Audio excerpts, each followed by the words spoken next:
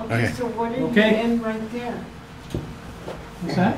What are you in? I mean, what, is this yours personally? No, this is a, what this is a reverse mortgage calculator. Oh. And we were talking with Bruce Garcia on the phone. You're- He had mentioned that you need to get a couple of things down when you're doing the scenario.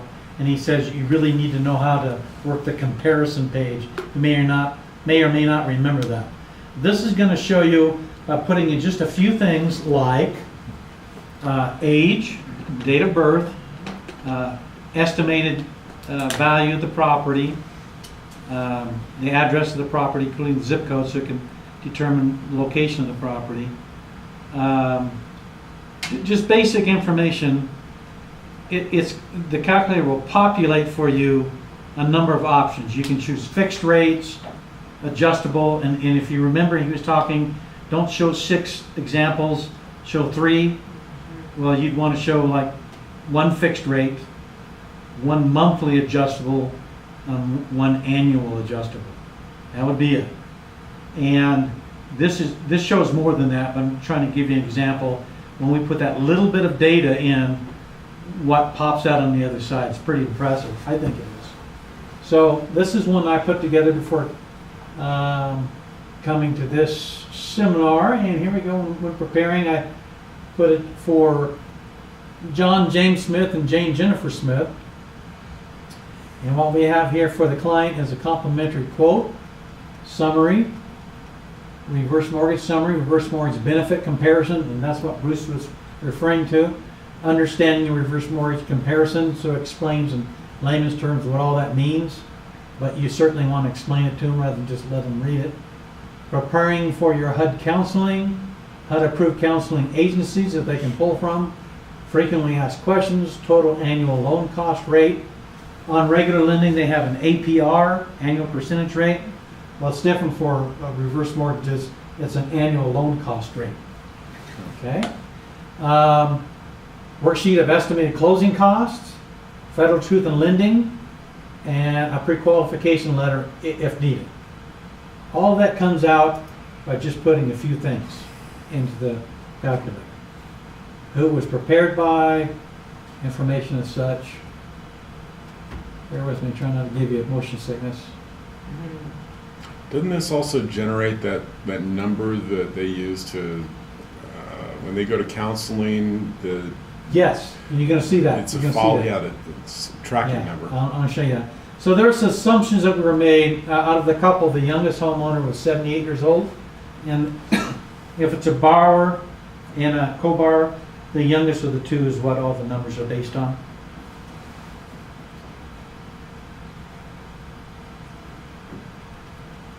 So $400,000 home, 78 is the youngest. Loan type is a annual LIBOR with a margin of 2.625, which is pretty good index margin according to Joe. They use more like 3% margin, and we'll get into all this later.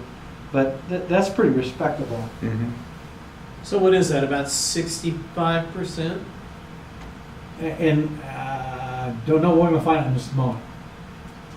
So anyway, About 65%. it gives you a graph for the client to show, where is that? So is Well, it, closing costs, it shows of the percentage of the value of the home, what the closing costs are. It's 2.8%. tap into your reserve. Total line of credit in this case was what they wanted. 61.2. Okay, that's close. You're very close. And then they still have retained equity in the place for 36%. So it gives them a graphic illustration, which helps some folks. That's good. And then it gives a comparison sheet. This is the infamous comparison sheet they were referring to. When you do the calculator, rather than go through a live example, because I know we have some demands on time, I just prepare this ahead of time, and you put in the primary, after you talk with them and uncover their needs and what they're needing, there's a radial click you do to make that the first one in the comparison, okay? So in this case, the first one was this one, the Heckham annual LIBOR. Okay? So an initial index rate at the time for the LIBOR is 1.317, margin is 2.625. So the initial interest rate is 3.942. The annual MI in this example is 1.25%. Rate caps for the life of the loan is 8.942. Expected interest rate, that's a formula that you use to determine all this. So I'm not going to dwell too much on the expected interest rate. That's part of your on-demand training. But going down to the numbers,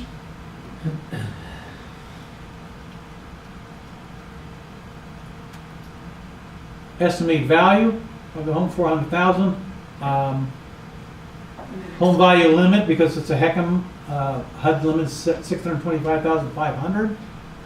Principal limit, the formula ends up working out to be $256,000. The origination fee ends up being $6,000.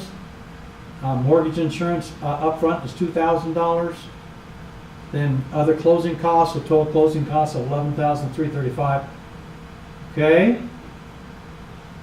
And so it gives you all that right up front. There's no smoke and mirrors, okay? I'm kind of surprised the mortgage insurance on this example is only 2,000. Yeah, it just depends on how much of the percentage of the maximum available that you use shapes out. Net principal limit, again, 244,665. What is the net principal limit? That's our loan amount. In this case, these folks wanted a line of credit, so 244,665 is a line of credit. There's a limit how much you can get the first year. And what HUD did is that they determined that most folks max it out and they didn't have enough money after the first year, so they kept a little bit of the candy away from the kids and said, you can have this season, the next Halloween you'll have the rest of the bag. And that's a bad analogy, but it's true. That's kind of what they did. So, and there's good reasons behind that. History has proven that out with the program. So after that, though, they got the rest of it available. So, does that make sense? Okay. There's some things I'm not going to go over with you. Total mandatory obligations. Blah, blah, blah. It was a home that was free and clear. So they held back $11,335 Right. for what, taxes and insurance? No. I'm not going to get stuck in that right now, but I'll explain it to you afterward.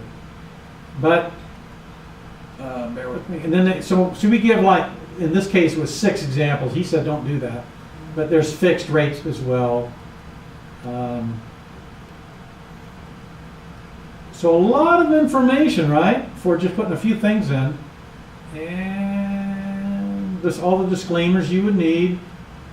Understanding your comparison, what did all these terms mean. Sorry guys, I'm just going to try to get to the important part. It explains LISA, or life expectancy set aside. It explains that. Lisa, life expectancy set aside. Sorry guys. There's a lot of acronyms. Lot of disclaimers, a lot of stuff. I'm trying to get to the important part. It also gives a list of approved, this is not an exhaustive list, but approved agencies in Nevada. Now, those are both in Las Vegas, so. We do have local as well. Okay. We can give Can them they do it additional, online? we can give them additional sources, but in your disclosure, there's certain disclosures and disclaimer laws and reverse mortgages. You got to give a certain amount, and this meets that requirement. And then give more, see? National, Can they do this on the training online? absolutely. Okay. In fact, I don't think I've had one client that's done it in person.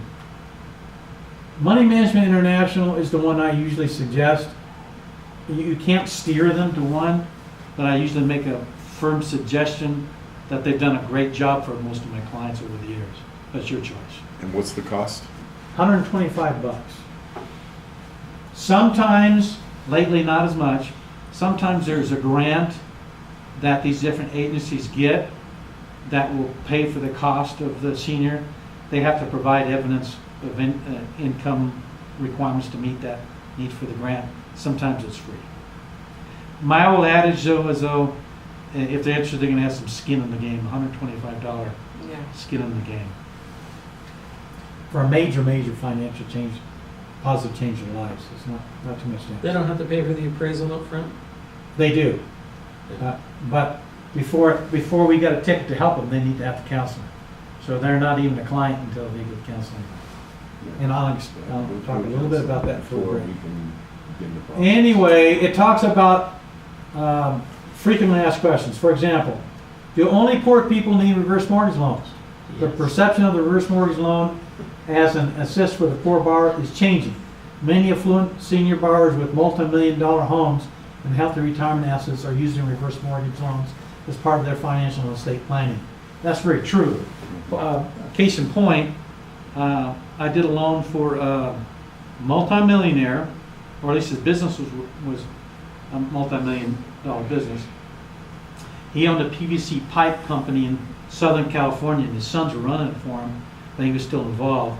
He lived over there, Genoa, a little further south of Genoa, those foothills. You know what I'm talking about? Yeah. Million, That's right. yeah, you know. Yeah. And he got a $500,000 jumbo reverse mortgage at the time when they had them back then. And he had plenty of income coming in, but what he ended up doing, he was doing a buyout of the business. His sons were buying him out. And he also did some estate planning with some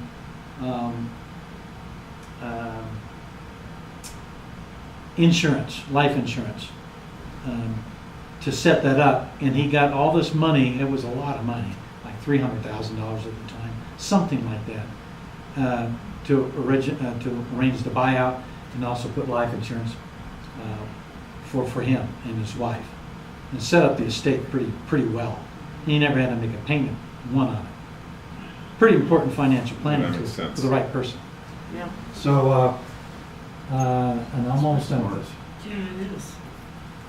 So there's a lot to learn, but it's fun to find out all the different things that a reverse mortgage can really do for someone.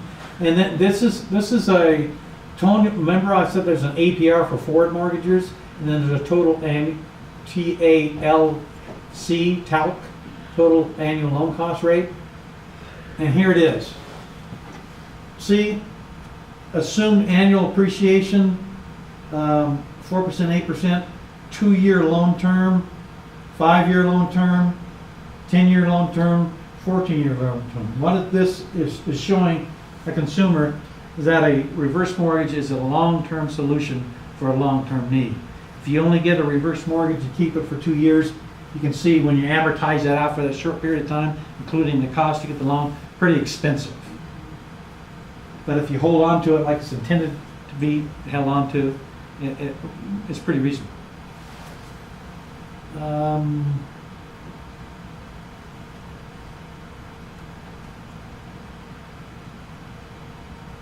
Okay, this is the one. Okay, the assumption 78 years old, mandatory obligations, which closing costs, first year draw limit 142, finance closing cost 11,235.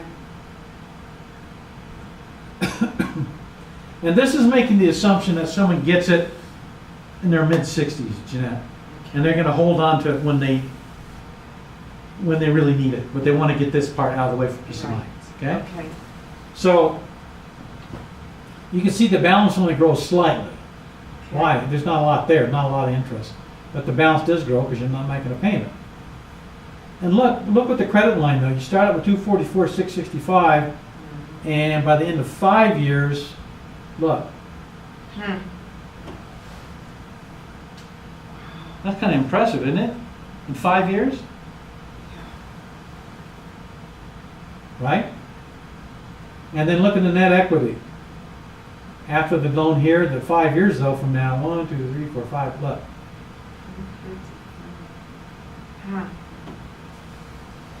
So it makes a point that a line of credit can grow and that not all of your interest, even when you have a loan, not all of you're not in a negative position immediately. First of all, they're not going to give you 100% loan to value. Right. It's got a relatively low loan to value.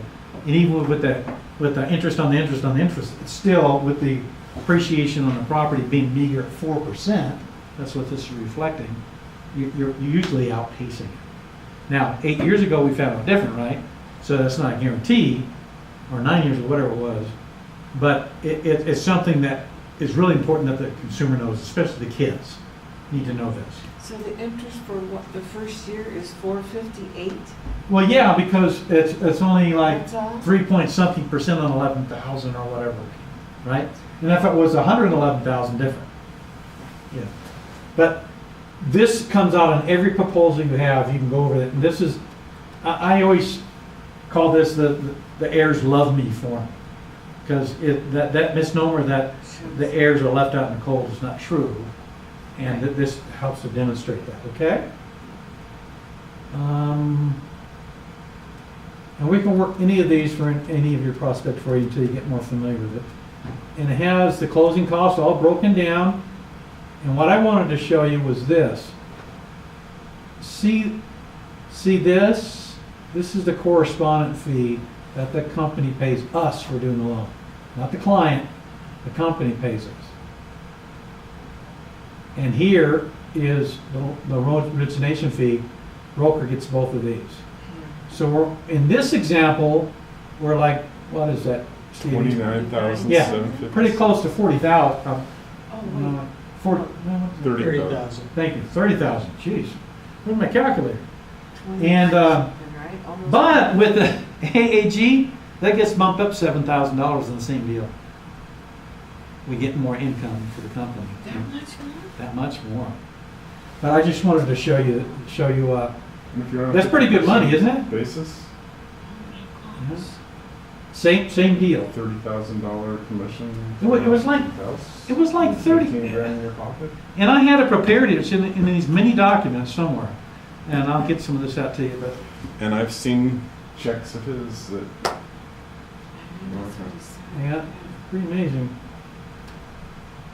Okay. Is that quite an eye opener? because. So there's- you get a lot of information from just a little bit of input. It's real easy to input. We'll go through it. It's not like real technical. So they're paying over the line. Now, is that calculator only available when you have a client, or are you able to? No, you can do what ifs. You do John Smith, Jane Smith. Yeah. Okay, we're wrapping up, guys. We're wrapping up. I know I've thrown a lot of stuff your way, and there's so much more to it, but from a simplicity point of view, your job initially is to get into trouble. Your job is to wear a badge, either on your face or just introducing yourself, and to say, hey, ask me about reverse mortgage. Go ahead, ask me. And your job is to learn an elevator pitch explaining what you do. Just enough to have them, I want to know more.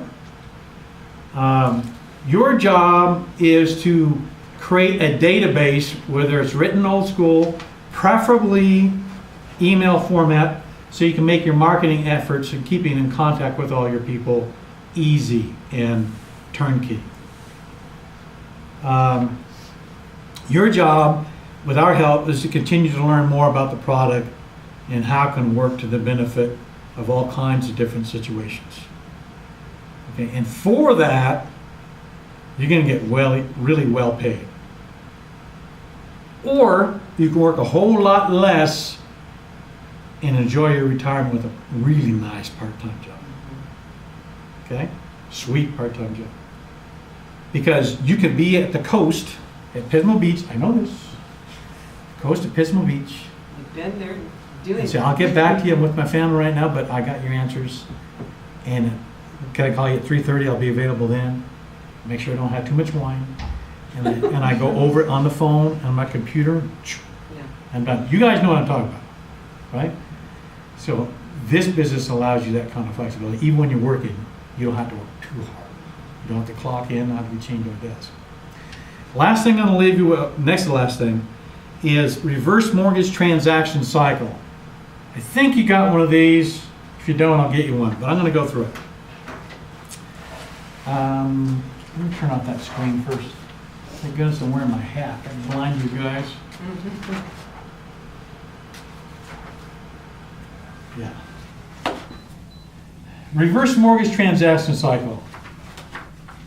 The first step is you got to find someone. It's called interested person inquiry. That's your first step in the transaction cycle. Just hear about. Be in the moment. I'll get you this. Okay. Second step, you got to meet or call the prospect and use probes to uncover the need and obtain the facts and confirm the customer's needs and relate to that emotionally or their desires, fears, and wants, right?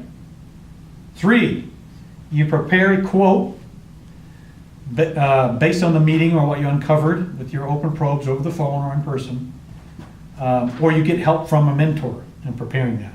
But you need to share with them what you found out in your probing questions, your findings. 4, you deliver the quote either electronically and go over the phone with them. That's fine. But again, anybody can do that, including AAG over the phone. You'd be better off to go in person. Because your strength is going to be, if you're in a competitive situation, is that here's the difference. I know you already started with AAG, but we're a correspondent of AAG, so we have the same product. And we have the same price to you. But I'm here. Here. I'm your neighbor. Big difference. Okay? So you deliver the quote and go over the quote with the customer. 5, you obtain a commitment that the prospect will proceed to the next step, which is counseling. Okay, let's stop there.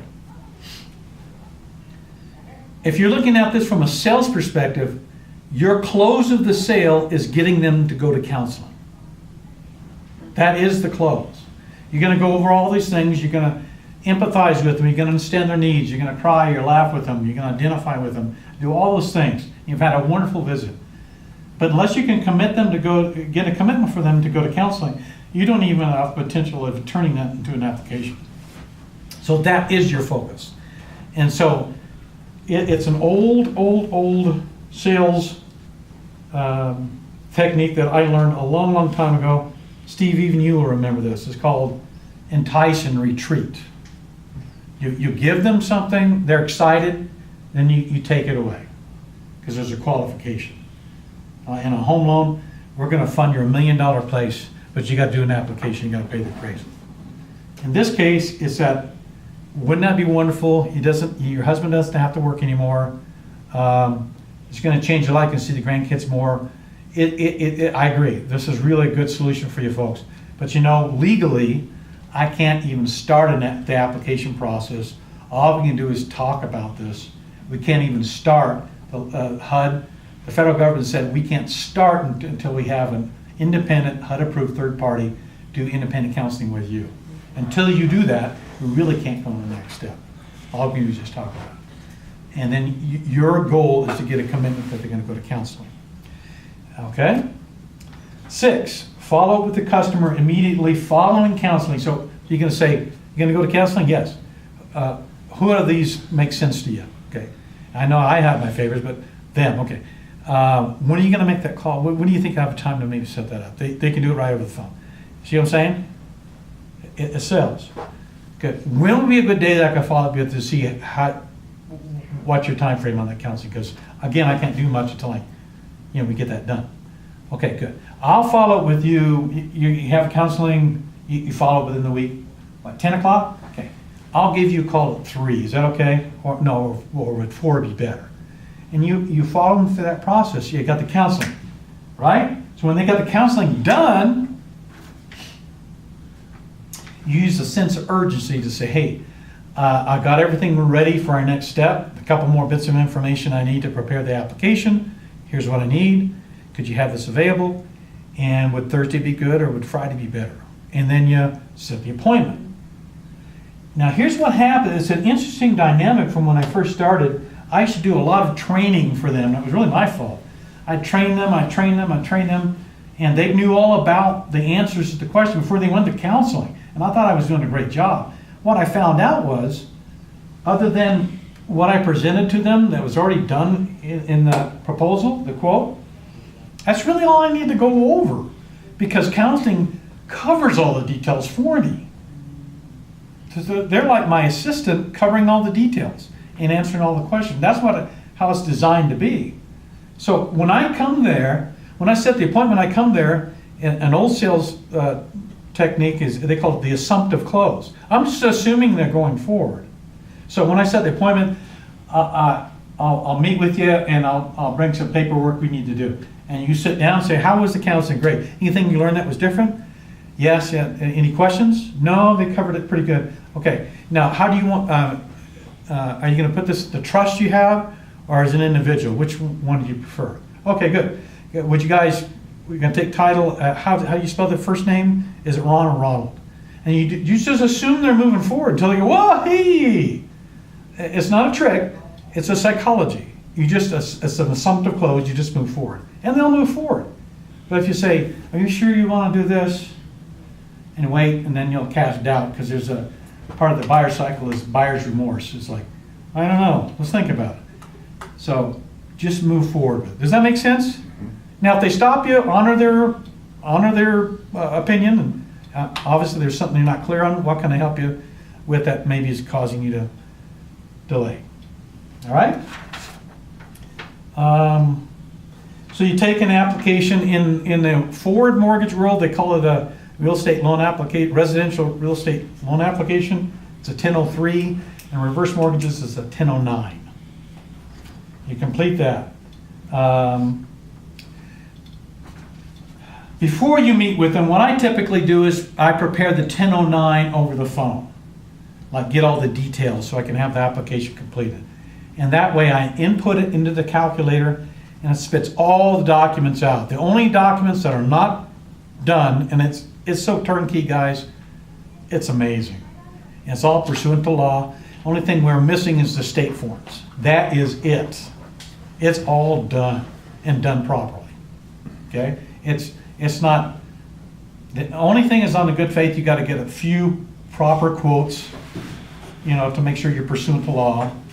That's it. But it's pretty turnkey. All the same state forms? Yeah, all the same state form, exactly the same state forms. And we have all the. Yeah. Okay. So I usually ask those questions, prepare the documents, set the appointment, go to the appointment, and then start having them sign. I resell the sell. First thing I get there, and I say, hey, as we talked before, this is a good decision. Why? Because John's going to be able to, retire finally. You guys are going to enjoy more motorhome and more vacation time with the grandkids, and that's so important. That's fantastic. And I have some forms to sign to begin the process, and you just move into it. Does that make sense? You collect all the documentation that'll be listed on an application checklist that I'll probably have Steve make up for us. Okay, so we'll make sure we get all the proper documentation, because he's an underwriter, those guys. You collect an appraisal fee and a credit reporting fee, because they have been through counseling. Okay? You complete a setup. Now you got everything done. Everything's signed. You hug them goodbye, you take off. Then you complete, there'll be a setup sheet we're going to have you do. So you put information there. You deliver the signed forms, preferably in person to Stevie back there in his department. Or with Steve's okay. All this can be electronic signature because it's all online files anymore anyway. And you can deliver to them via scan. However, that's between you and Steve. We haven't worked that out yet. You give them, your clients, weekly updates after you've talked with processing. Hey, how are we doing? Or knowing Steve, he's probably proactive. Anything he needs, he's just going to ask you anyway. At least once a week, you need to see what's going on with the file, and you need to call the client or email the client or text the client, whatever is their preferred mode of communication.